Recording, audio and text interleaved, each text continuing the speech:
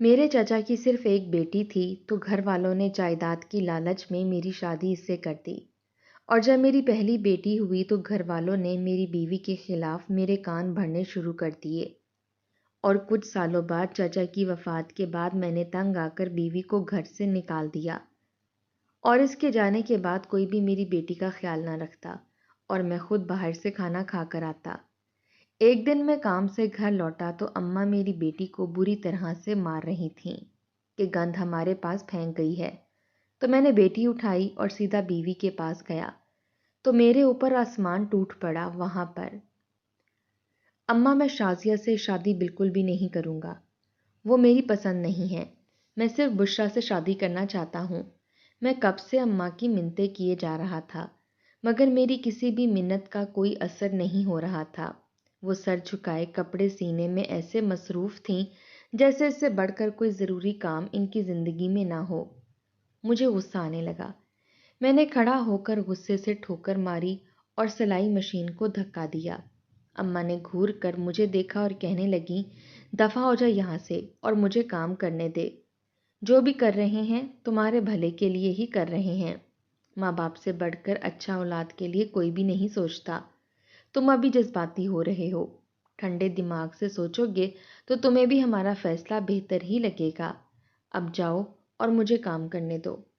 آخر میں اماں نے مجھے ہی جھڑک دیا۔ میں بے بس پیر پٹکتے ہوئے وہاں سے چلا آیا کیونکہ جانتا تھا بھینس کے آگے بین بجانے کا کوئی فائدہ نہیں۔ میں کچھ بھی کہہ لیتا، اماں میری کوئی بات نہیں ماننے والی تھیں۔ ابا پہلے ہی سارا اختیار اماں کو سونپ چکے تھے، اس لیے ابا سے بھی بات کرنا بیکار تھا۔ رہ رہ کر مجھے غصہ آ رہا تھا۔ چچا کا کوئی بیٹا نہیں تھا، شادی کے سالوں بعد بامشکل ایک ہی بیٹی ہوئی، شازیہ۔ کاش وہ بھی نہ ہوئی ہوتی۔ اگر وہ وہاں نہ ہوتی تو کون سی دنیا داری میں کمی آ جانی تھی۔ میں بس یہی سوچتا جا رہا تھا۔ میں نے بہت کوشش کی تھی کہ اماں ابا میرا کہا مان جائیں۔ میں نے کئی بار ان کے آگے ہاتھ جوڑے کہ وہ میری شادی شازیہ سے نہ کریں، مگر میری ایک نہ چلی۔ گھر کے سب لوگ اپنے فیصلے پر ڈٹے رہے۔ میں لاچار سا ان کے سامنے کھڑا رہ گیا۔ اماں کا کہنا تھا کہ شازیہ چچا کی اکلوتی بیٹی ہے اور اس سے شادی ہمارے حق میں بہتر رہے گی۔ میں جانتا تھا کہ وہ جائیداد کے لالچ میں ایسا کر رہی ہیں، مگر ان کے آگے میری ایک نہ چلی۔ میں نے بشریٰ کے بارے میں سوچا تو دل اندر سے بھر آیا، مگر کچھ کر نہیں سکا۔ دن گزرتے گئے اور میری شادی شازیہ سے ہو گئی۔ دل میں خالی پن تھا۔ شادی کے دن بھی میرے چہرے پر وہ خوشی نہیں تھی جو کسی دولہے کے چہرے پر ہوتی ہے، مگر میں نے سب کچھ قسمت پر چھوڑ دیا۔ شازیہ جب پہلی بار میرے سامنے آئی تو وہ سادہ سفید لباس میں تھی، چہرے پر شرم تھی اور آنکھوں میں خوف، اس کی آنکھوں میں نرمی تھی۔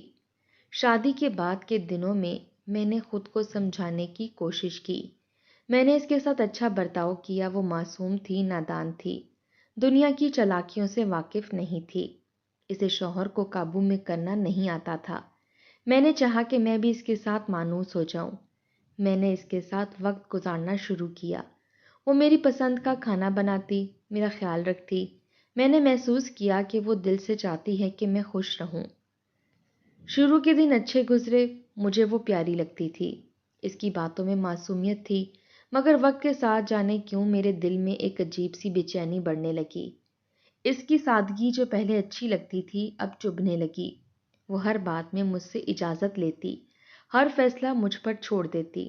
اس کا یہ نرم مزاج اب مجھے کمزوری لگنے لگا۔ میں چاہتا تھا کہ وہ کبھی کبھی اپنی بات منوائے، مگر وہ تو جیسے بس میرا کہا ماننے کے لیے پیدا ہوئی تھی۔ اس کا ناز نخرے نہ دکھانا، ضد نہ کرنا اور لاڈ نہ اٹھانا، یہ شاید اس کی سب سے بڑی غلطی بن گئے تھا۔ میں محسوس کرنے لگا کہ میں اس سے بیزار ہو رہا ہوں۔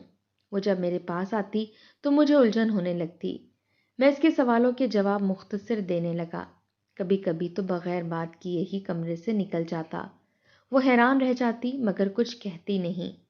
اس کے اندر کا سکون اب میرے اندر کی بے قراری کو بڑھانے لگا۔ گھر والے بھی اس کے خلاف باتیں کرنے لگے۔ اماں کہتی کہ یہ لڑکی نیک ضرور ہے مگر بالکل بیکار ہے، نہ بولتی ہے نہ کچھ سمجھتی ہے۔ بہنیں کہتی کہ شازیہ تو گونگی لگتی ہے، اور میں خاموشی سے ان کی باتیں سنتا رہتا۔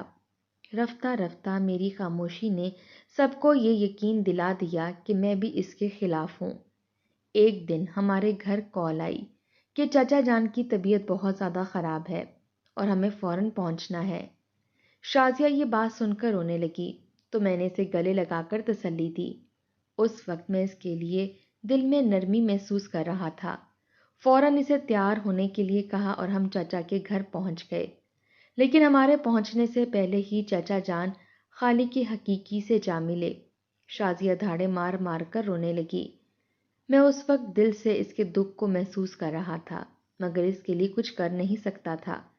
کئی دن اس صدمے سے باہر آنے میں لگ گئے، مگر دھیرے دھیرے وہ نارمل زندگی کی طرف لوٹ آئی تھی۔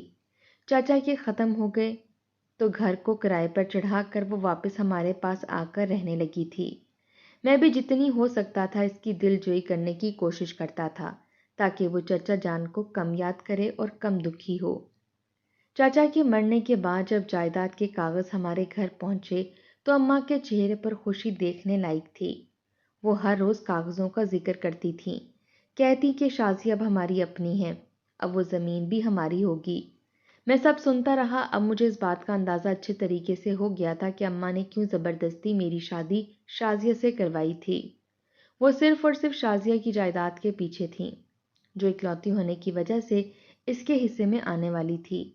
اماں جانتی تھیں کہ چچا زیادہ دن زندہ نہیں رہ سکیں گے کیونکہ وہ بے حد بیمار تھے، اس لیے اماں نے میٹھی میٹھی باتوں سے چچا کو بھی اپنے جال میں پھنسا لیا تھا اور انہیں یقین دلایا تھا کہ وہ شازیہ کا بہت زیادہ خیال رکھیں گی اور اسے بیٹی بنا لیں گی۔ چاچا کے مرنے کے بعد اماں کا مقصد پورا ہونے کے قریب تھا۔ اماں نے اب کوشش شروع کر دی کہ شازیہ کی جائیداد میرے نام لگ جائے، مگر پتہ چلا کہ شازیہ کے چاچا نے وصیت میں لکھا تھا کہ شازیہ اپنی جائیداد 25 سال کی عمر سے پہلے کسی کے نام نہیں کر سکتی۔ یہ سن کر اماں کے چہرے کا رنگ اڑ گیا، ان کے سارے ارمانوں پر جیسے پانی پھر گیا۔ وہ مایوس ہو کر بولیں کہ اب اس کے 25 سال ہونے میں ابھی 5 سال باقی ہیں۔ اس دن سے اماں کا رویہ اس کے ساتھ بدل گیا۔ اب وہ ہر بات پر اسے تانے دیتی، کبھی کھانے میں نمک زیادہ ہونے پر ڈانٹ دیتی، کبھی کہتی کہ اس کے آنے سے گھر میں نحوست پھیل گئی ہے۔ شازیہ چپ چاپ سب کچھ سہ لیتی، میں بھی دیکھتا رہتا مگر کچھ کہتا نہیں۔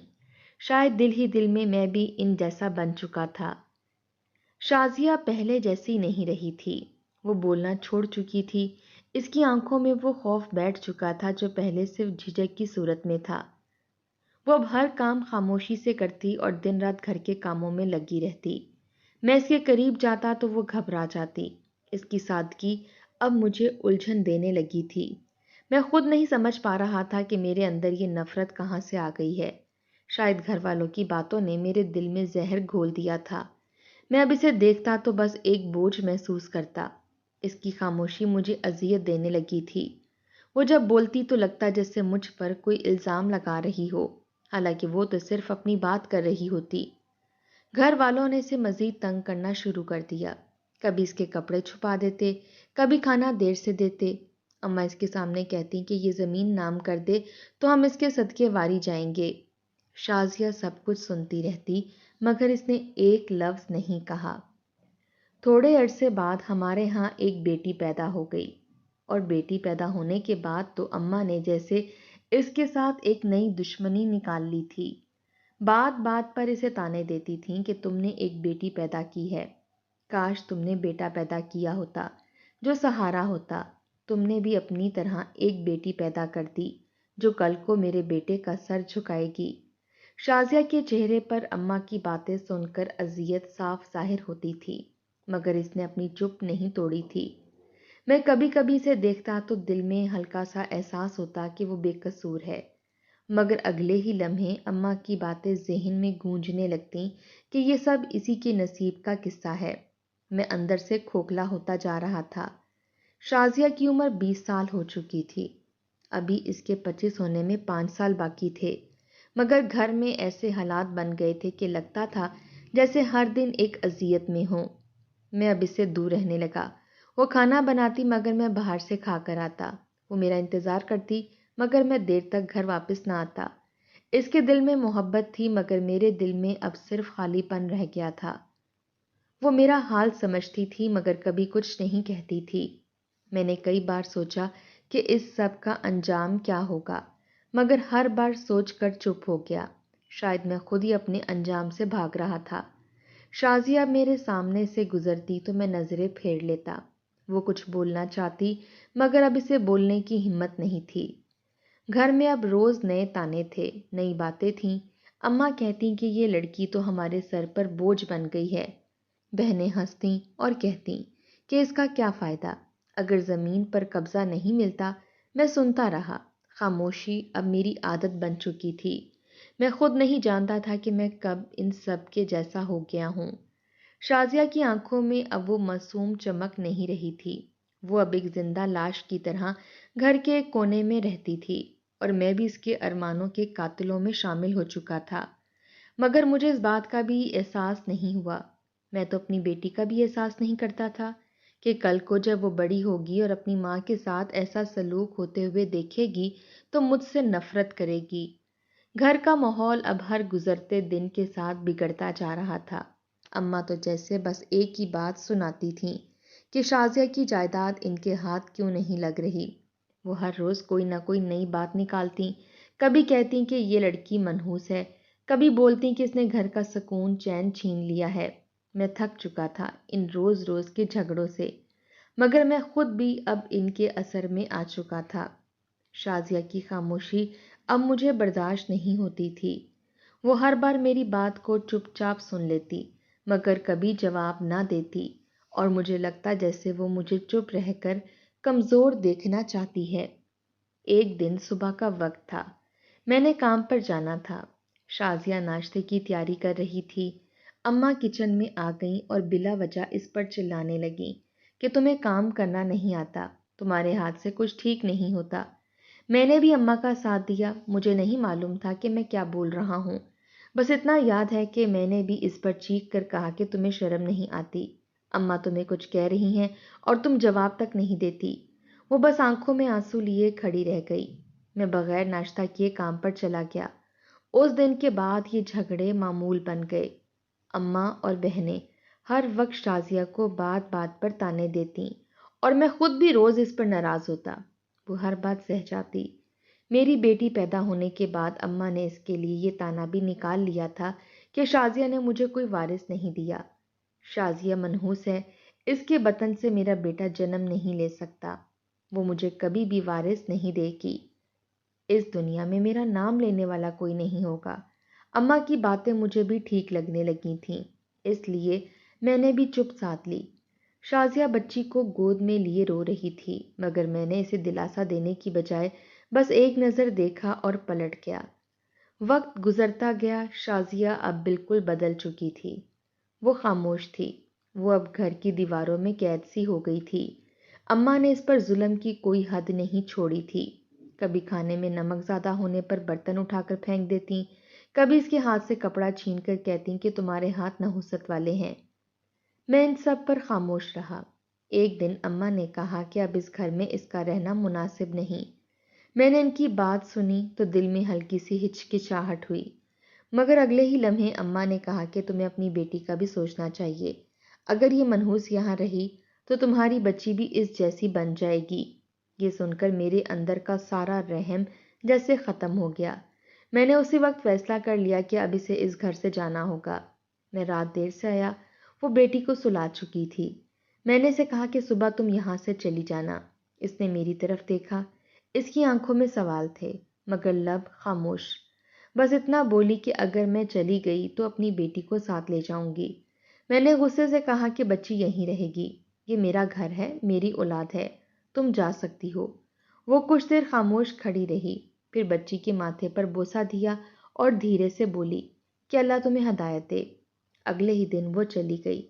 بے شک وہ خود گئی تھی لیکن اسے ہمارے رویے نے یہاں سے نکل جانے پر مجبور کیا تھا۔ ایک طرح سے ہم نے ہی اسے گھر سے نکالا تھا۔ اس کے جانے کے بعد اماں اور بہنوں کے چہروں پر سکون سا تھا۔ انہیں لگا کہ اب ان کی زندگی آسان ہو جائے گی، مگر میں اندر سے خالی ہو گیا تھا۔ گھر کا سکون جیسے کسی نے چھین لیا تھا۔ میں صبح کام پر جاتا اور رات گئے واپس آتا۔ میری بیٹی اب میری ذمہ داری تھی، مگر میں اس کے لیے کچھ نہ کر سکا۔ نہ میں اسے وقت دے پایا، نہ پیار۔ شروع میں اماں نے کہا کہ فکر نہ کرو، وہ بچی کو سنبھال لیں گی، مگر چند دنوں بعد ہی وہ جھنجھلاہٹ کا شکار ہو گئیں۔ بیٹی جب روتی تو اماں اسے چپ کرانے کی بجائے ڈانٹ دیتی، کبھی کبھی مار بھی دیتی۔ میں یہ سب دیکھ کر بھی کچھ نہیں کہتا تھا۔ میں خود باہر سے کھانا کھا کر آتا۔ گھر میں اب خاموشی اور گندگی بڑھتی جا رہی تھی۔ میری بیٹی جو پہلے اپنی ماں کے سائے میں صاف ستھری اور مسکراتی رہتی تھی، اب میلے کپڑوں میں نظر آتی۔ اس کے بال الجھے رہتے، اس کے کپڑوں پر داغ دھبے ہوتے۔ وہ اکثر اماں کے ڈانٹنے سے سہمی رہتی۔ میں کام سے واپس آتا تو وہ ایک کونے میں بیٹھی اپنی ماں کی کوئی پرانی چیز ہاتھ میں لیے سو رہی ہوتی۔ کبھی اس کی گڑیا کے کپڑے پھٹے ہوتے، کبھی اس کے منہ پر آنسوؤں کے نشان۔ میں دیکھتا مگر دل کے اندر وہ احساس پیدا ہی نہیں ہوتا تھا جو ایک باپ کے دل میں ہونا چاہیے۔ ایک دن میں حسب معمول شام کو کام سے واپس آیا۔ گھر میں شور تھا۔ دروازہ کھول کر اندر آیا تو میری آنکھوں کے سامنے منظر نے مجھے ہلا کر رکھ دیا۔ اماں میری بیٹی کو بری طرح سے مار رہی تھیں۔ وہ رو رہی تھی۔ اس کے ہاتھ میں شازیہ کی ایک تصویر تھی جسے دیکھ کر وہ بار بار ماں کے پاس جانے کی ضد کر رہی تھی۔ اماں چیخ چیخ کر کہہ رہی تھیں کہ یہ گند ہمارے پاس پھینک گئی ہے، اپنی ماں کی طرح تجھے بھی ہم پر بوجھ بنا دیا ہے۔ میں نے ایک لمحے کے لیے سب کچھ بھلا دیا۔ میں بھاگ کر اس کے پاس گیا۔ اس کے ننھے گال اماں کے تھپڑوں سے سرخ ہو گئے تھے۔ میں نے اماں کا ہاتھ روکا، غصے میں چیخ پڑا کہ بس کریں۔ اماں چونک گئیں، بولیں کہ اب اس منحوس کی یاد میں تو بھی ہم پر چڑھ دوڑے گا۔ میں نے کچھ نہیں کہا، بس اپنی بیٹی کو اٹھایا۔ اس کے چہرے پر آنسو تھے، بال بکھرے ہوئے تھے۔ میں نے اس کے گال صاف کیے اور سیدھا دروازے کی طرف بڑھ گیا۔ اماں پیچھے سے کہنے لگیں کہ جاؤ اپنی بیوی کے پاس جاؤ، دیکھو وہ تمہیں کس حال میں رکھتی ہیں۔ مگر میں رکنے والا نہیں تھا۔ میں نے باہر قدم رکھا تو رات ہو چکی تھی۔ بیٹی میری گود میں تھی، وہ میرے سینے سے لگی رو رہی تھی۔ میں خاموش تھا، بس اتنا سوچ رہا تھا کہ میں نے آخر کیا کھو دیا ہے۔ میں سیدھا شازیہ کے گھر پہنچا، دروازے پر دستک دی، اندر سے دروازہ کھلا۔ شازیہ نے مجھے دیکھا، وہ پہلے جیسی نہیں رہی تھی، چہرہ مرجھایا ہوا، آنکھوں کے گرد ہلکے، مگر جیسے اس نے اپنی بیٹی کو میری گود میں دیکھا تو وہ دوڑ کر آگے بڑھی، بیٹی کو اپنی باہوں میں لیا۔ اس کے آنسو رکنے کا نام نہیں لے رہے تھے۔ میں بس کھڑا دیکھتا رہا۔ میری زبان گنگ تھی۔ اس لمحے مجھے لگا جیسے میرے اوپر آسمان ٹوٹ پڑا ہو۔ شازیہ نے ایک لفظ نہیں کہا، وہ بس اپنی بیٹی کو سینے سے لگائے روتی رہی۔ میں نے چاہا کہ کچھ کہوں مگر بول نہ سکا۔ میری زبان جیسے بوجھل ہو گئی تھی۔ میرے دل میں ایک چبھن تھی، ایک احساس جرم، ایک ندامت۔ میں چاہ کر بھی خود کو معاف نہیں کر پا رہا تھا۔ میں جان گیا تھا کہ میں نے اپنی بیوی سے زیادہ اپنی بیٹی کے دل کو زخمی کیا ہے۔ میں گھر واپس آیا تو گھر کا سکون مر چکا تھا۔ اماں خاموش تھیں، بہنیں مجھ سے نظریں چرا رہی تھیں۔ میں نے کمرے میں جا کر دروازہ بند کر لیا۔ اندر ایک ایسی خاموشی تھی جو چیخوں سے زیادہ خوفناک تھی۔ میں جان چکا تھا کہ شازیہ کو نکال کر میں نے صرف ایک بیوی نہیں کھوئی بلکہ اپنا ضمیر بھی کھو دیا ہے۔ میری بیٹی اب اپنی ماں کے پاس ہے اور میں تنہا ہوں۔ نہ ماں کی دعائیں باقی رہیں، نہ بیوی کی محبت۔ اب بس پچھتاوا ہے جو ہر رات مجھے جگا دیتا ہے۔ لالچ انسان کو اندھا کر دیتا ہے، اور جب انسان دنیاوی فائدے کے لیے رشتوں کو قربان کر دیتا ہے تو آخرکار خالی ہاتھ ہی رہ جاتا ہے۔ دولت، جائیداد اور دنیا کی چمک دمک وقتی ہوتی ہے، لیکن ایک سچے رشتے کا احساس اور محبت ہمیشہ دل میں زندہ رہتی ہے۔ اس کہانی میں دکھایا گیا کہ کس طرح لالچ اور دوسروں کی باتوں میں آ کر ایک شخص نے اپنی بیوی کو کھو دیا۔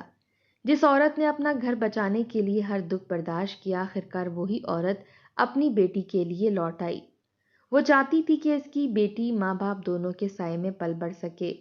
شازیہ نے ماضی کی تلخیوں کے باوجود اپنے شوہر کے دروازے پر دستک دی، کیونکہ ماں کا دل اپنی اولاد کے بغیر سکون نہیں پاتا۔ اس کہانی کا اخلاقی سبق یہی ہے کہ دولت کے لالچ میں انسان اگر محبت، عزت اور خلوص کو قربان کر دے تو آخر میں پچھتاوے کے سوا کچھ باقی نہیں رہتا۔ رشتوں کی بنیاد ہمیشہ اعتماد اور قربانی پر ہونی چاہیے۔ نہ کہ لالچ اور ضد پر۔